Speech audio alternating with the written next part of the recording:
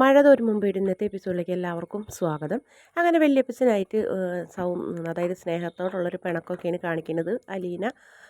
ലാലിച്ചൻ്റെ കുടി തന്നെയാണ് പ്രശ്നം. അപ്പോൾ അവനെ പറയുന്നുണ്ട്, മോളെ അവൻ നിർത്തിക്കോളും, നമുക്ക് പറയാം. ഞാൻ എത്ര തവണ പറഞ്ഞു, അവൻ കേൾക്കണ്ടേ? അത് ശരി. അപ്പോൾ ലാലിച്ചൻ കുടിക്കുന്നതുകൊണ്ട് വല്യപ്പച്ചന് കുഴപ്പമൊന്നുമില്ലല്ലേ? ഉണ്ട്, കുഴപ്പമുണ്ട്. പക്ഷെ പറഞ്ഞിട്ട് എന്താ കാര്യം? അവൻ കേൾക്കണ്ടേ മോളെ? എന്നാലേ പോയി കഴിഞ്ഞിട്ട് കമ്പനി കൊടുത്തോ, അപ്പോൾ ഇവിടുന്ന് പോകുമെന്ന് പറഞ്ഞു കഴിഞ്ഞിട്ട് അലീന വല്യപ്പച്ചനോട് പോകാൻ പറയും. അപ്പോൾ വല്യപ്പച്ചൻ വന്നു കഴിഞ്ഞിട്ട് എലീനോട് പറയും, "പേണങ്ങല്ല മോളെ, നിനക്കറിയോ എൻ്റെ ചിന്നമ്മ ഇങ്ങനെ തന്നെയായിരുന്നു, എന്തെങ്കിലും പറയുന്നതിൻ്റെ ഇടയിൽ ഇങ്ങനെ ഒരേ തമാശയൊക്കെ പറയുമെന്ന് പറയും." അപ്പോൾ അലീന പറഞ്ഞ തമാശ ഇങ്ങനെ, കുറേ കറുത്ത പട്ടികളുടെ ഇടയിൽ ഒരു വെളുത്ത പട്ടി എന്നെ എന്തിനെവിടേക്ക് കൊണ്ടുവന്നതെന്നൊക്കെ ചോദിക്കുമ്പോൾ വല്യപ്പച്ചൻ ഭയങ്കര ചിരിയാണ് ചിരിക്കുന്നത്. അതിനുശേഷം അലീനയുടെ അടുത്ത് നിന്ന് പറയും, "മോളെ, നമുക്ക് അവനെ പറഞ്ഞ് മനസ്സിലാക്കാം പോരെ?" എന്ന് ചോദിക്കും. "ആ മതി, മോള് പിണങ്ങാതെ കിടക്കുമെന്ന് പറയും. ചെല്ലി മോള് പിണങ്ങിയ വല്യപ്പച്ചന് വിഷമാവും പറയും.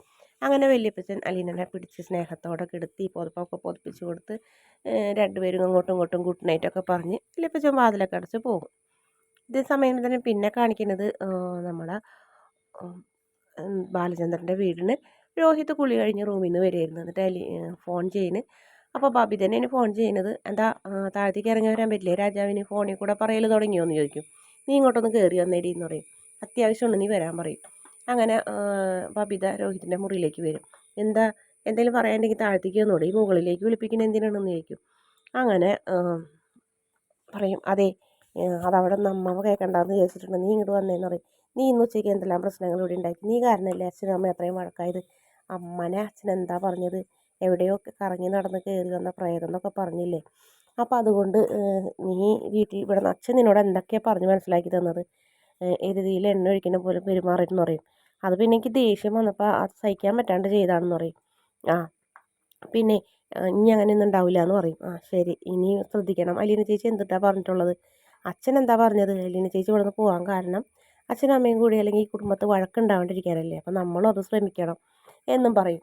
"ശരി രോഹിയേട്ടാ, ഞാൻ ഇനി ശ്രദ്ധിച്ചോളാം" എന്ന് പറയും. "അമ്മയുടെ അഹങ്കാരം കണ്ടപ്പോൾ സഹിക്കാൻ പറ്റാണ്ടായപ്പോൾ പറഞ്ഞു പോയതാണെന്ന്" പറയും.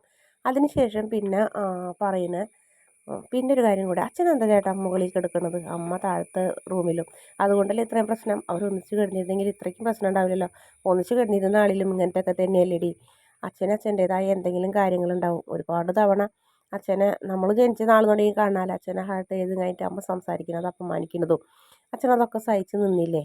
ഇനിയിപ്പോൾ അലീന ചേച്ചിയും കൂടെ വന്നപ്പോൾ വളരെ മോശമായിട്ട് അച്ഛനും സംസാരിച്ചില്ലേ? ഒരു പക്ഷേ അതായിരിക്കും അച്ഛനെ അത്രയും മോശമായി സംസാരിച്ചത് അച്ഛന് ഇഷ്ടപ്പെട്ടിട്ടുണ്ടാവില്ല. അതുകൊണ്ടായിരിക്കും അച്ഛൻ അങ്ങനെയെന്ന് പറയുന്നത്. അവരുടെ കാര്യം ഞാൻ അവർ നോക്കട്ടെ, നമ്മൾ നമ്മുടെ കാര്യം നോക്കാം" എന്ന് പറയും. അങ്ങനെ ബബിത ശരിയെന്ന് പറഞ്ഞ് താഴത്തേക്ക് ഇറങ്ങി പോകും. അതിനുശേഷം അങ്ങനെ ബബിത ഇങ്ങനെ പതുക്കനെ ഇരുട്ടത്ത് കൂടെ കോണിപ്പടി ഇറങ്ങി ഇങ്ങനെ വരികയായിരിക്കുള്ളൂ. മുറിയുടെ അടുത്തേക്ക് എത്താൻ പോകുമ്പോൾ പെട്ടെന്ന് തന്നെ ലൈറ്റ് വരും. വൈജയന്തി പ്രേതത്തിനെ പോലെ തന്നെ നിൽക്കുന്നു. ഞെട്ടിപ്പോവും. "പേടിപ്പിച്ച് കളഞ്ഞല്ലോ മനുഷ്യനെ" എന്ന് പറഞ്ഞ് ബബിത ഒച്ചെടുക്കും. "നീ അവിടെ പോയിട്ട് വരേണ്ടി, നീ എന്തിനാ?" "ഞാൻ രോഹിയുടെ മുറിയിൽ." "രോഹിത്തിൻ്റെ മുറിയിലോ? നീ എന്തിനാടി രോഹിത്തിൻ്റെ മുറിയിലേക്ക് പോണ് രാത്രി?" "അതെന്താ, എൻ്റെ ആങ്ങളുടെ മുറിയിൽ എനിക്ക് രാത്രി പോയാൽ?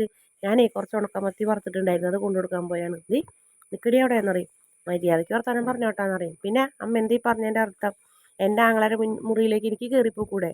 അതിന് പ്രത്യേകിച്ച് കാലവും നേരവും സമയമൊക്കെ ഉണ്ടോ?" "ആ ഉണ്ടടി, പ്രായപൂർത്തിയായ പെൺകുട്ടികൾ പ്രായമായ ചെക്കന്മാരുടെ മുറിയിലേക്ക് രാത്രി അനാവശ്യമായി പോകേണ്ട ഒരു കാര്യമില്ല" എന്ന് പറയും.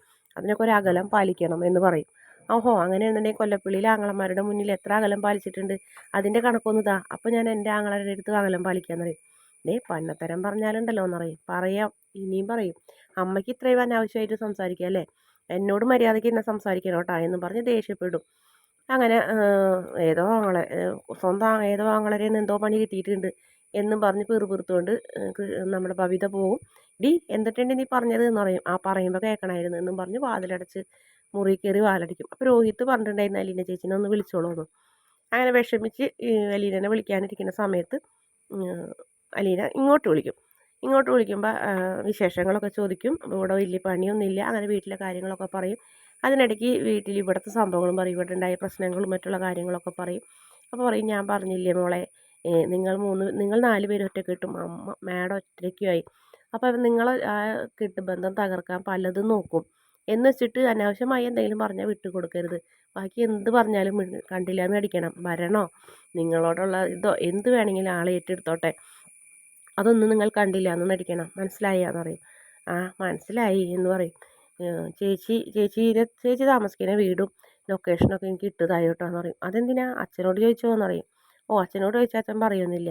മര്യാദയ്ക്ക് എനിക്ക് പറഞ്ഞു തന്നോട്ടെ. എനിക്ക് എൻ്റെ ചേച്ചിയുള്ളപ്പോൾ പിന്നെ ഞാൻ എന്തിനാ അച്ഛനോട് ചോദിക്കുന്നത്? പിന്നെ ഒരു കാര്യം കൂടെ ഞാൻ പറയാം. എനിക്ക് ഇട്ട് തന്നില്ലെങ്കിൽ ഞാൻ എന്തിട്ട് ചെയ്യാമെന്നറിയാം. ചേച്ചിയുടെ ഒരു ഫോട്ടോ കൊണ്ട് പോലീസ് സ്റ്റേഷനിൽ പോയിട്ട് അലീന എന്ന് പറഞ്ഞ പെൺകുട്ടി മിസ്സിംഗ് ആണെന്ന് പറയും. എടീ ഭയങ്കരി, നീ എന്നെ പോലീസ് സ്റ്റേഷനിൽ കയറ്റുമോ? ആ മര്യാദയ്ക്കല്ലെങ്കിൽ ഞാൻ കയറ്റും. മര്യാദയ്ക്ക് എനിക്ക് ലൊക്കേഷൻ ഇട്ടുതന്നു, എനിക്ക് കാണണമെന്ന് തോന്നിയാൽ ഞാൻ വരും എന്ന് പറയും. മോളെ നിനക്ക് എന്നെ കാണണമെന്ന് തോന്നിയാൽ നീ പറഞ്ഞാൽ മതി. അപ്പം ഞാൻ ഓടിയെത്തൂലേ?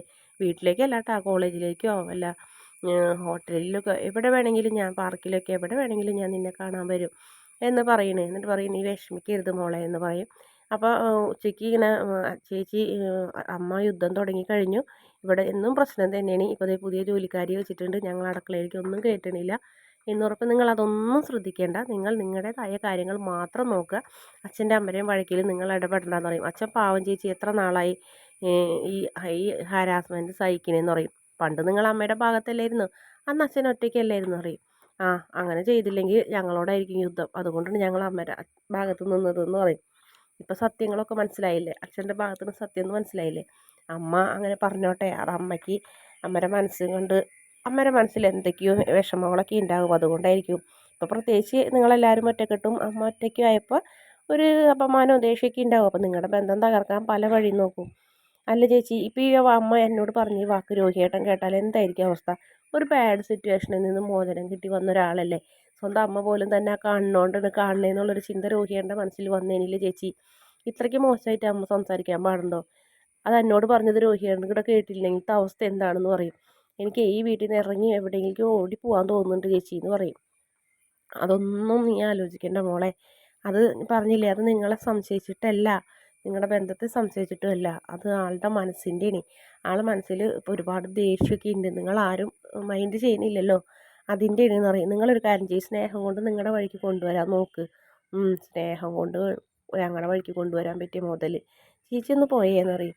നീ കിടന്നുറങ്ങിയേ, ഞാൻ എന്നാൽ നാളെ വിളിക്കാമെന്ന് പറയും. ചേച്ചി വെക്കല്ലേ, എനിക്ക് നീ ഉറങ്ങ പെണ്ണേ, എനിക്ക് ദേഷ്യം വരൂട്ടാന്ന് പറയും. അങ്ങനെ ബബിത ഫോൺ വെക്കാണ്ട് ഉറങ്ങിക്കോട്ടാ എന്ന് പറഞ്ഞ് സ്നേഹത്തോടെ നമ്മുടെ ബബിത പുറത്തൊക്കെ മൂടിപ്പോച്ച് കെടുക്കുമ്പോഴും അലീന ഫോൺ കട്ട് ചെയ്യാണ്ട് ഇങ്ങനെ ഉറങ്ങിക്കോട്ടാ എന്നൊക്കെ പറഞ്ഞിങ്ങനെ ചേച്ചി അനിയത്തിനെ താലോലിച്ച് സ്നേഹത്തോടെ ഉറക്കുന്നൊരു ഭാഗമാണ് കാണിക്കുന്നത്. വീഡിയോ ഇഷ്ടപ്പെടുകയാണെങ്കിൽ ഈ ചാനൽ ഒന്ന് സബ്സ്ക്രൈബ് ചെയ്ത് സപ്പോർട്ട് ചെയ്യണേ.